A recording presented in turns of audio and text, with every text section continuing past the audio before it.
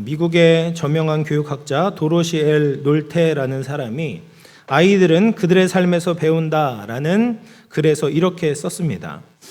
만약 어린이가 나무람 속에서 자라면 비난을 배운다. 적개심 속에서 자라면 싸우는 것을 배운다. 비웃음 속에서 자라면 부끄러움을 배운다. 수치 속에서 자라면 죄의식을 배운다. 관대 속에서 자라면 신뢰를 배운다. 격려 속에서 자라면 고마움을 배운다. 공평함 속에서 자라면 정의를 배운다. 보호 속에서 자라면 믿음을 배운다. 인정 속에서 자라면 자기 자신을 좋아하는 것을 배운다. 받아들임과 우정 속에서 자라면 세상에서 사랑을 배운다. 자녀들이 자라는 환경, 그리고 자녀들에 대해서 가지고 있는 이 부모의 태도가 자녀들의 성품과 미래에 굉장히 중요한 영향을 미친다라는 것이죠. 그런데 저는 여기에 하나를 더 추가하고 싶습니다. 하나님 말씀 속에서 자라면 하나님을 배우고 하나님의 지혜를 배우게 된다. 여러분, 우리 자녀들은 말씀 속에서 자라야 합니다. 그러기 위해서는 우리 부모들이 먼저 말씀 위에서 살아야 하는 것이죠. 하나님 말씀 위에서 하나님의 축복을 받는 믿음의 자녀들, 또 영암의 모든 가정들 다 될 수 있기를 주의 이름으로 축원합니다. 시편 119편 말씀을 오늘 같이 살펴볼 텐데요. 이 시편 119편은 성경 안에서 가장 긴 장이에요. 가장 분량이 많은 장입니다. 그리고 히브리어 알파벳 순서로 되어 있는 아주 독특한 구조를 가지고 있는 시입니다. 그래서 히브리어 알파벳이 22개가 있습니다. 그래서 이 시편 119편은 22개의 단락으로 이루어져 있어요. 그리고 한 단락에는 8개의 절이 있습니다. 그리고 그 8개 절은 똑같이 알파벳을 똑같이 해요. 그러니까 1절에서부터 8절까지는 히브리어 알렙으로 시작을 해요.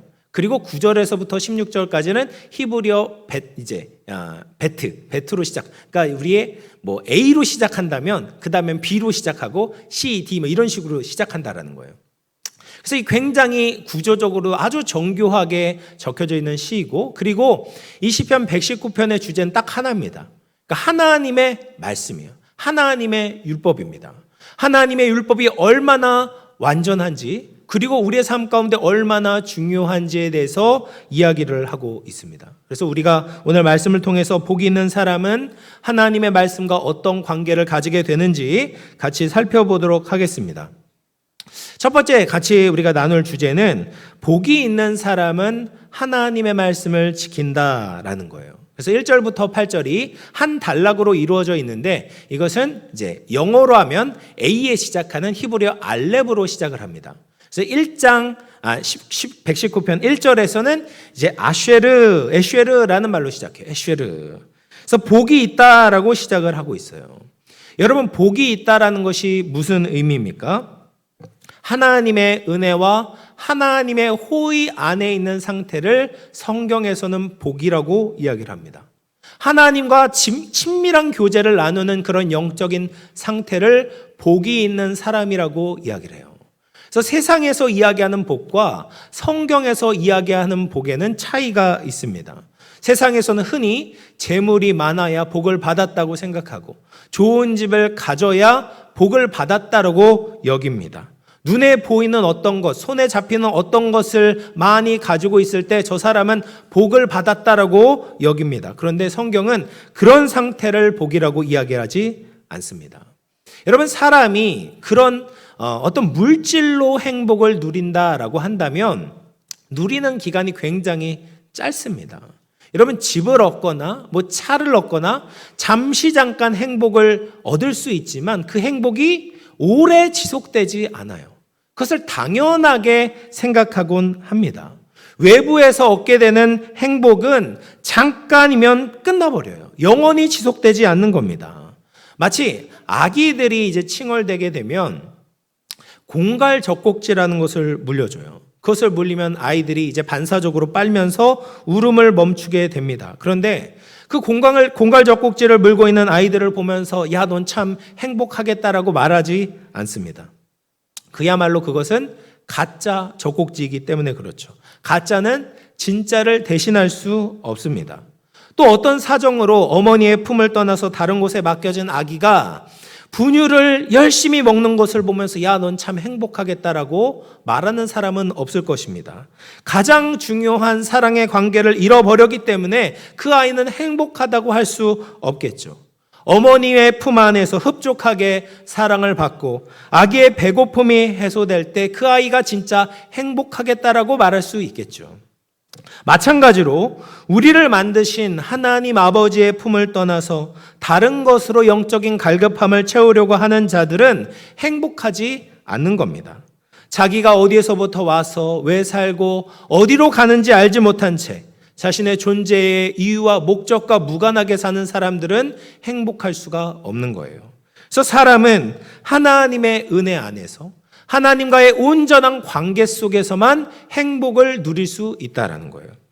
그러면 하나님이 주시는 행복, 영원토록 잃지 않는 행복을 우리는 어떻게 누릴 수가 있을까? 1절 말씀 우리 같이 한번 읽어보도록 할게요.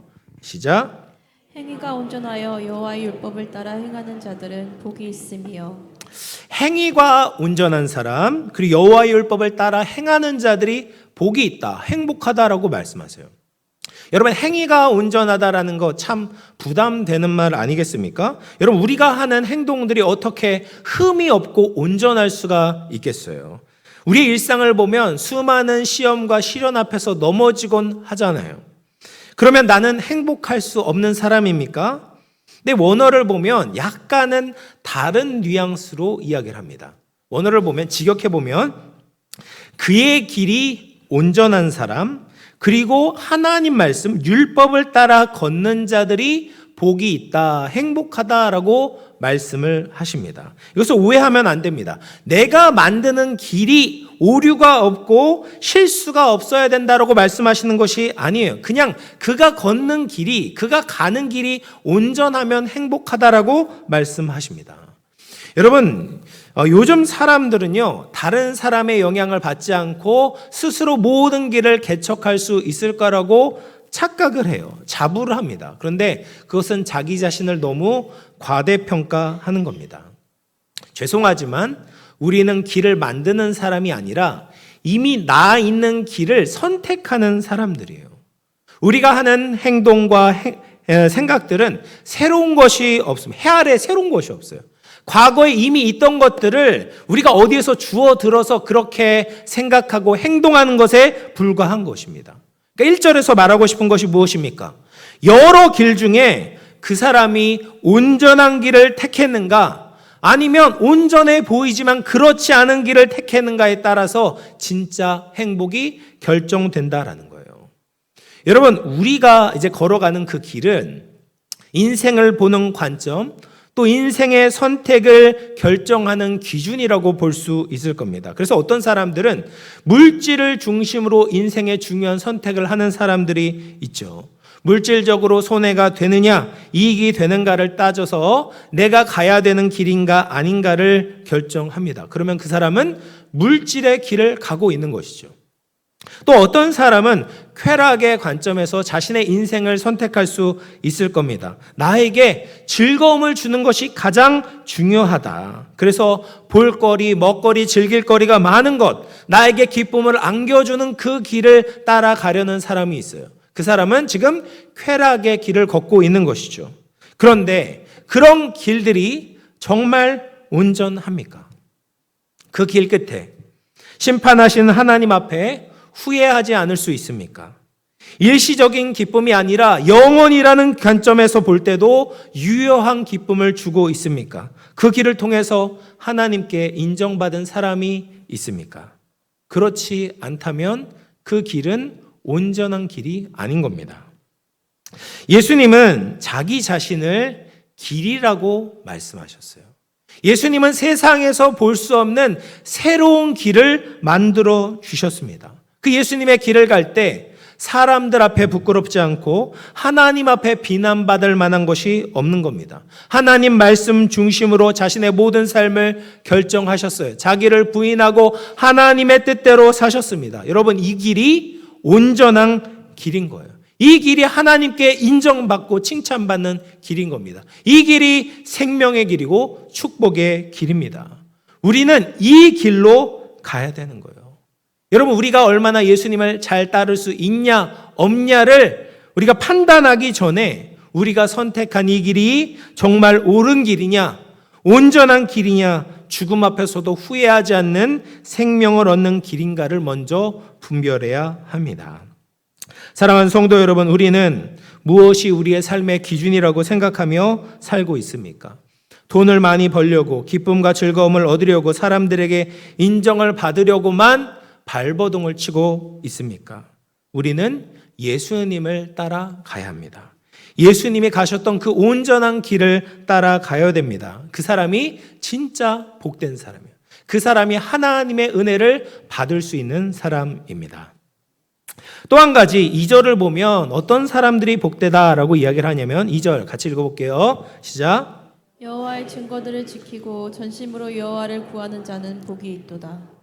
1절에서는 우리의 삶의 길을 잘 선택해야 된다라고 말씀을 하셨다면 2절에서는 그 길에 대해서 우리가 어떤 자세, 어떤 반응을 보여야 하냐라고 말씀을 하고 계세요. 여기서 여호와의 증거들을 준수하고 전심으로 여호와를 따라야 된다라고 말씀하고 계시는 것이죠. 여기서 증거라는 것은 증거의 두 돌판과 관련이 있습니다. 모세는 이스라엘 백성들을 애굽에서 구원해낸 이후에 시내산으로 올라가게 됩니다. 그래서 하나님께서 모세에게 이스라엘 백성들이 지켜야 되는 삶의 원리를 두 돌판에 적어 주셨고, 모세는 그 두 돌판을 가지고 산 아래로 내려오게 되는 거죠. 그리고 그 두 돌판을 증거판이라고 불렀습니다. 그리고 그 증거판을 이후에 성막 안에 있는 증거궤 안에 보관하게 됩니다. 그러니까 이 증거판이라는 것이 증거, 하나님의 증거와 관련이 있겠죠. 그러면 이 증거판에 쓰여져 있는 하나님의 계명들이 무엇을 증거하고 있습니까? 하나님과 우리 사이에는 언약이 있다는 거예요. 약속이 있는 겁니다. 그 약속이 무엇인가? 하나님은 우리의 하나님이 되시고 우리는 하나님의 백성이 된다라는 거예요. 그래서 이 약속을 계속해서 유지하기 위해서는 그 증거판 안에 새겨져 있는 하나님의 계명들을 지키는 겁니다. 하나님의 사랑과 이웃 사랑이라는 말씀을 지키지 않으면 하나님의 백성의 모습을 잃어버리게 되죠. 하나님 백성의 정체성이 흐려지게 됩니다. 점점 하나님과 멀어지게 되는 거예요. 과거의 이스라엘 백성들이 그랬습니다. 하나님의 특별한 선택을 받고 수많은 은혜를 누리면서 약속의 땅에 들어가게 되었어요. 그러면 이제 증거를 붙잡고 하나님 백성답게 살아내야 했습니다. 영원히 지켜야 되는 여호와의 증거를 지켜야 됐어요. 그런데 그렇게 하지 않았어요. 그 증거들을 무시했습니다. 그리고 하나님을 찾는 것이 아니라 이방 나라의 우상들을 찾는 거예요. 그럴 때 하나님은 참다 이스라엘을 결국 유기하게 되시고 이방 나라의 지배를 받게 내버려 두셨어요. 우상을 섬기도록 내버려 두시는 겁니다. 그러면 하나님 안에서 누렸던 평화와 행복과 자유를 잃어버리게 되는 것이죠. 여러분, 인간의 행복이 어디에 달려 있습니까? 하나님과 우리 사이에 있는 증거들을 지키는 거예요. 하나님 사랑, 이웃 사랑을 실천하는 것입니다. 하나님이 우리를 만드시고 구원하셨음을 감사하면서 하나님의 백성답게 거룩하고 구별된 삶을 살아내야 되는 겁니다. 여러분, 그 사람이 복이 있는 겁니다. 사랑하는 성도 여러분, 말씀을 듣는 것과 실천하는 것은 다릅니다. 말씀을 깨닫는 것과 말씀을 따라 사는 것은 다릅니다. 하나님을 따르는 것, 예수님을 따르는 것이 복된 줄로 믿었다면 우리는 그 말씀을 지켜야 됩니다. 온 마음과 정성을 다해 지켜야 돼요. 그럴 때 복이 있습니다. 하나님과 친밀함을 누리게 돼요. 그의 내면이 변화되어지고 어떤 상황에서도 요동하지 않는 하나님의 평강을 누리게 되는 것입니다. 하나님이 그를 도와주시고 영원토록 보호해 주십니다. 하나님의 말씀을 지켜 행함으로 복된 삶을 살아갈 수 있는 저와 여러분 될 수 있기를 주님의 이름으로 축원합니다. 두 번째로, 이제 복이 있는 자녀들은 어떤 삶을 사는가? 하나님의 말씀을 마음에 간직합니다. 그래서 1절에서부터 8절이 한 단락이었다면 9절에서부터 또 새로운 단락이 시작돼요. 이제 9절 말씀 우리 같이 한번 읽어보겠습니다. 시작. 청년이 무엇으로 그 행실을 깨끗하게 하리까? 주의 말씀만 지킬 따름이니이다. 여기서 이제 청년이라는 단어는 이제 10대 아이들, 사춘기의 아이들을 의미합니다. 여러분, 피 끓는 10대들이 행실이 정돈되기보다는 뭔가 좀 어수선하지 않습니까? 깨끗하다기보다는 이제 지저분하다라는 것이 조금 더 잘 어울릴 것 같습니다. 그들 안에 있는 호기심과 욕망을 다스리기보다는 그것들의 이제 노예가 되곤 하죠. 근데 이렇게 쉽게 흔들리는 청년들도 그 행실을 깨끗하게 할 수 있습니다. 주님의 말씀을 지키는 것을 통하여서 깨끗해질 수 있다라고 말하고 있어요. 여러분, 이것이 우리 부모들, 특히 믿는 부모들의 관심사가 되어야 됩니다. 우리는 흔히 자녀들을 보면서 자녀들이 어떻게 하면 성공할 수 있을까? 시험을 잘 볼 수 있을까? 세상에서 인정받을 수 있을까만 자꾸 관심을 갖습니다. 그런데 믿는 부모들은 무엇에 대해서 관심을 가져야 됩니까? 우리 자녀들이 세상 가운데 어떻게 거룩하게 살 수 있을까? 어떻게 깨끗하고 정결하게 하나님께 영광을 돌리며 살 수 있을까에 관심을 가져야 된다라는 거예요.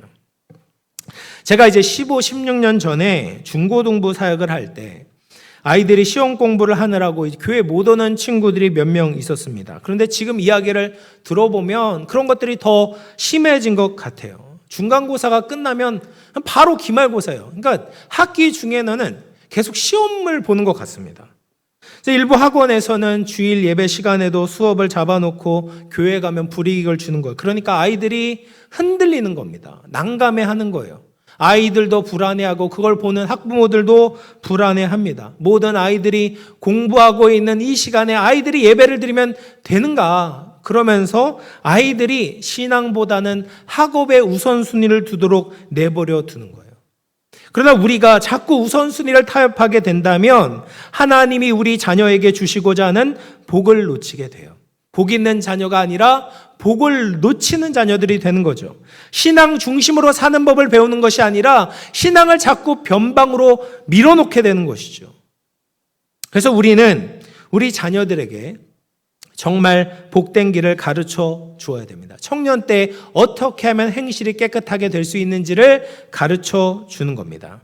시편 119편을 쓴 시인은 어떻게 하면 행실이 깨끗한지, 다른 말로 하면 어떻게 하면 하나님께 영광 돌리는 삶을 사는지 그 비결을 알고 가르쳐주고 있습니다. 10절 말씀 우리 같이 한번 읽어볼게요. 시작. 내가 전심으로 주를 찾았사오니 주의 계명에서 떠나지 말게 하소서. 여러분, 신앙생활은 마음에서부터 출발하는 거예요. 온 마음으로 주님을 찾아야 합니다. 마음이 없이, 마음을 들이지 않고 하나님의 계명을 지키는 척하거나 그냥 예배를 형식적으로 드린다면 죄에서 벗어날 수가 없습니다. 우리 평소에도 마음에 없는 말, 마음에 없는 일들을 많이 하고 살죠. 먹고 살아야 되니까 어쩔 수 없이 하기 싫은 일도 합니다. 그러다 보니까 하나님을 섬기는데도 마음 없이 할 때가 참 많은 것 같아요. 예배를 드려도 또 찬송을 불러도 마음을 쏟지 않고 할 때가 참 많습니다. 그러면 하나님의 말씀의 역사가 일어나지 않는 거예요. 하나님은 우리의 마음을 보시는 분이에요. 마음을 받으시기를 원하시는 겁니다. 또 11절 말씀 또 같이 한번 읽어보도록 하겠습니다. 시작. 내가 주께 범죄하지 아니하려 하여 주의 말씀을 내 마음에 두었나이다. 시인은 자기 마음에 주의 말씀을 보물같이 간직하고 있다라고 말하고 있어요. 여러분, 보물을 함부로 버릴 수 있습니까? 버릴 수 없죠. 보물은 잘 간직해 두었다가 정말 필요할 때, 중요한 때에 사용하게 됩니다. 그러니까 주의 말씀을 그렇게 소중하게 여기면서 마음에 간직해야 된다라는 거예요. 여러분, 많은 분들이 머리로는 하나님의 말씀을 이해합니다. 그런데 마음으로는 하나님을 찾지 않고 마음으로 인정하지 않는 분들이 참 많아요.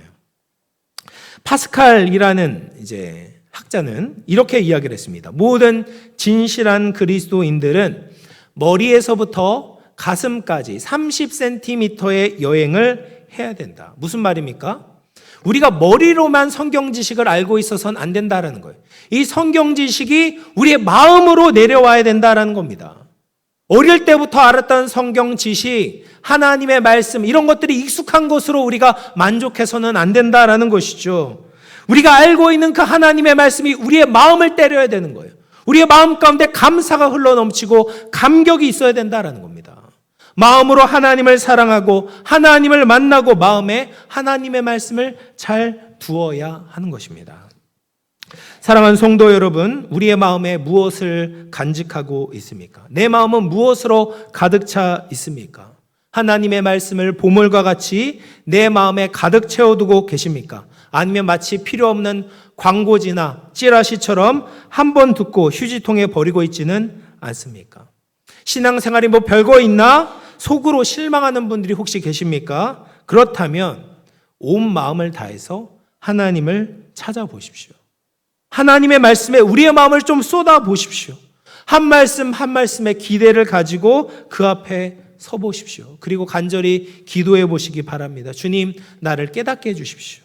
나를 가르쳐 주옵소서. 그럴 때 하나님께서 크신 은혜를 베풀어 주시고 또 우리의 삶에 하나님의 지혜와 하나님의 역사를 보게 하실 줄로 믿습니다. 세 번째로, 복이 있는 자녀는 하나님의 말씀을 입술로 선포합니다. 우리 시편 119편 13절을 같이 읽어보겠습니다. 시작. 주의 입의 모든 규례들을 나의 입술로 선포하였으며. 마음에 받아들인 하나님의 말씀을 우리 입술을 통해서 고백하라고 말씀하고 계세요. 여러분, 말씀의 기원은 하나님이시죠. 하나님은 우리처럼 뭐 입을 가지고 계시진 않지만 복이 있는 사람들은 마치 하나님의 말씀을 들을 때 하나님의 입에서부터 나오는 말씀인 것처럼 듣게 됩니다. 그러니까 얼마나 소중하겠어요. 하나님께서 직접 나에게 말씀을 해주시니 정말 그것을 보물과 같이 간직하게 되겠죠. 근데 오늘 말씀을 보면 그 말씀을 마음에만 간직하는 것이 아니라 우리의 입술로 다른 사람들에게 선포하라라고 말씀하고 계세요. 가르치고 선언하라라는 것입니다. 그러면 14절에 보면 모든 재물을 즐거워함 같이 주의 증거의 도를 즐거워하게 된다라고 말씀하고 계십니다.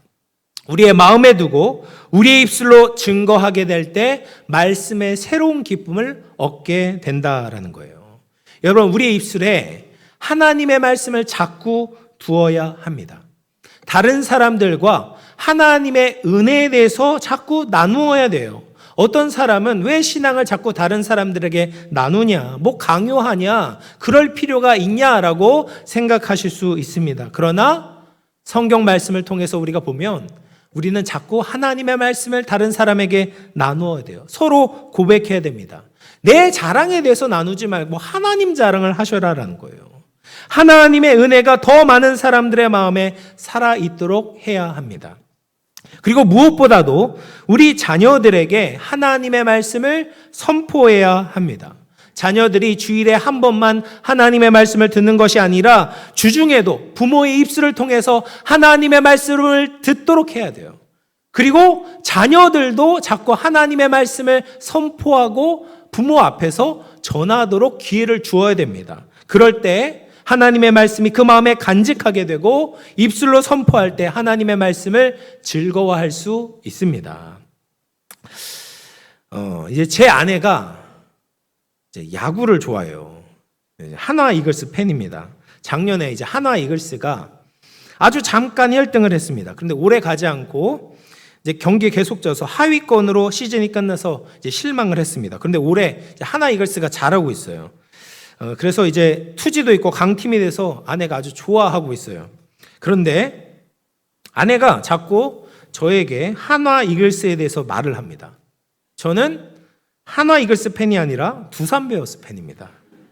그리고 사실 요즘 야구를 거의 보지 않아요. 시간도 없고 두산 베어스가 잘 못하기 때문에 보지 않는데 제가 듣든지 아니 듣든지 자기가 좋아하니까 한화가 어떻게 잘하고 있는지를 계속 이야기를 하는 거죠. 경기가 있을 때는 자꾸 야구 중계를 합니다. 근데 그러다 보니까 저도 이제 한화에 대해서 관심을 갖고 경기를 찾아보게 됩니다. 제가 한화 골수 팬은 아니지만 이왕이면 한화가 이기는 게 좋겠다라는 생각이 듭니다. 그러면서 생각이 드는 게 뭐냐? 하나님의 말씀을 전하라고 하신 이유가 바로 이거구나 라는 깨달음이 오는 거예요. 여러분, 우리가 마음에 있는 것을 입술로 표현하게 될 때 더 기쁨이 커지게 됩니다. 사실 우리의 삶과 야구팀이 이기는 것과 무슨 관계가 있겠습니까?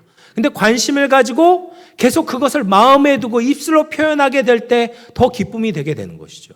그런데 하나님의 말씀, 우리에게 축복이 되고 생명이 되는 하나님의 말씀과 은혜에 대해서 우리가 관심을 갖고 입술로 표현하게 되면 그 영적인 축복과 은혜가 얼마나 커지겠습니까? 그리고 그것을 듣는 사람들도 말씀이 계속 새롭게 다가오게 되는 것이죠. 그 말씀에 대해서 관심을 가지게 되는 겁니다. 그리고 복음을 영접하게 되면 하나님의 말씀의 기쁨은 배가 되게 되는 거예요. 사랑하는 성도 여러분, 여러분의 마음에 있는 하나님의 말씀을 다른 이들과 나눌 수 있기를 바랍니다. 특별히 자녀들에게 자꾸 나누어 주십시오. 세상에서는 종교를 다른 사람들에게, 자녀들에게 강요하지 말아야 된다. 스스로 선택하게 두어야 된다라고 합니다. 그러면서 세상은 자녀들이 하나님을 선택하지 못하도록 강요하고 있어요. 그들의 귀를 막고 있습니다. 여러분, 우리는 그들의 거짓 속삭임에 넘어가서는 안 됩니다. 자녀들의 생명이 걸려 있는데, 축복과 저주의 갈림길에 서 있는데 우리가 한가하게 우리의 입을 닫을 수가 있겠습니까? 부모는 자녀에게 하나님의 말씀을 가르쳐야 돼요. 이것은 선택이 아니라 하나님의 명령입니다. 영암의 모든 부모들이 자녀들에게 부지런히 하나님의 말씀을 가르침으로 우리 모든 자녀들이 복 있는 자녀들이 다 될 수 있기를 주님의 이름으로 축원합니다. 마지막으로 우리가 15절 말씀 같이 한번 읽어보도록 할게요. 15절 시작. 내가 주의 법도들을 작은 소리로 읊조리며 주의 길들에 주의하며. 하나님의 말씀을 전하는 대상이 이번에는 타인이 아니라 자기 자신이 되었어요. 우리가 큰 소리로 외칠 때도 있지만 다른 사람이 없는데 큰 소리로 외칠 수 있겠습니까? 자기 자신 앞에서 자기 자신에게 하나님의 말씀을 읊조리면서 묵상하는 것이 참 중요하다라고 말하고 있습니다. 찰스 스펄전 목사님은 이렇게 이야기를 했습니다. 성경이 나를 죄로부터 막아주지 않는다면 죄가 나를 성경으로부터 멀어지게 할 것이다. 우리가 성경과 가까이 하지 않으면 죄가 나를 성경으로부터 멀리 만들 것이다 라고 이야기를 하고 있어요.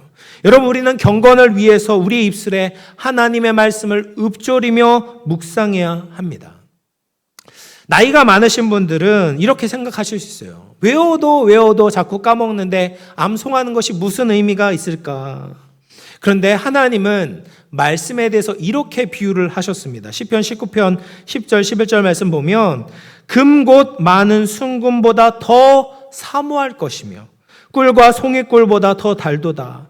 또 주의 정이 이것으로 경고를 받고 이것을 지킴으로 상이 크니이다. 여러분, 말씀 한 구절을 암송할 때마다, 외울 때마다 금 한 돈을 준다면 어떻게 하시겠습니까?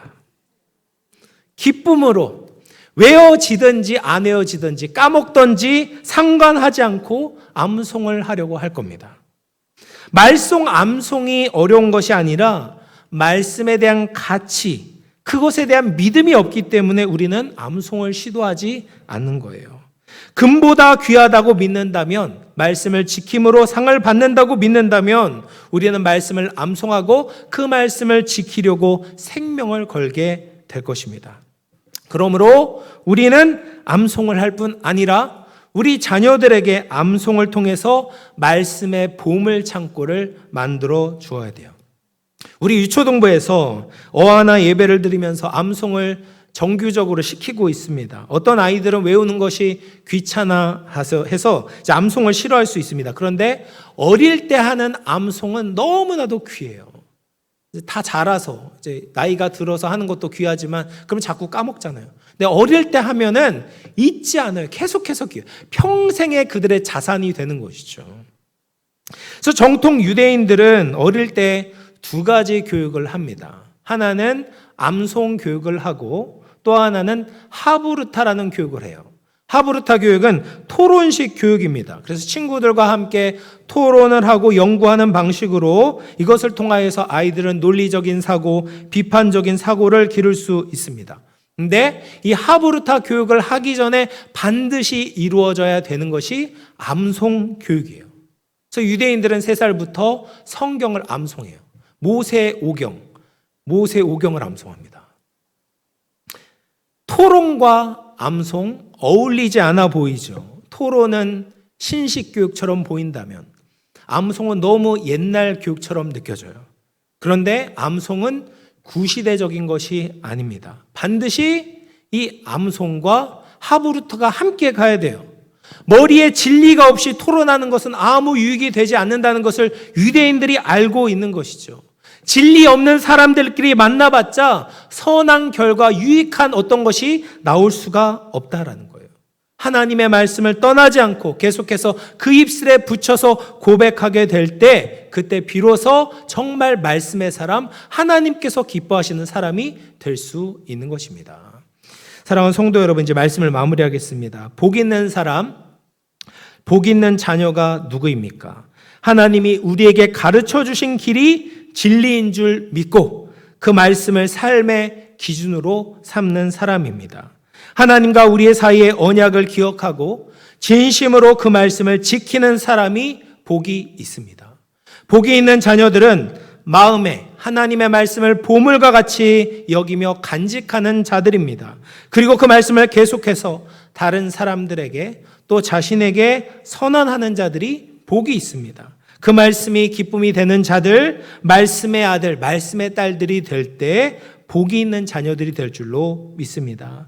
우리 모든 영혼의 자녀들이 하나님의 진리의 말씀으로 잘 양육돼서 이 시대에 주님의 기쁨이 되고 또 우리 영혼의 모든 가정들이 믿음의 가정, 주님의 마음에 합하는 가정들이 다 될 수 있기를 주님의 이름으로 축원합니다.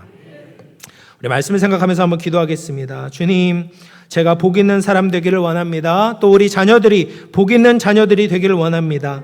예수님의 길을 택하게 하시고 하나님의 진리를 지키게 하여 주시옵소서. 하나님이 구원해 주셨으니 하나님의 자녀답게 살게 하여 주옵소서. 마음으로 주님의 말씀을 간직하게 하시고 우리 입술로 고백하며 하나님의 말씀을 즐거워하는 자들 되게 하여 주시옵소서. 우리 말씀을 생각하면서 같이 한번 기도하도록 하겠습니다.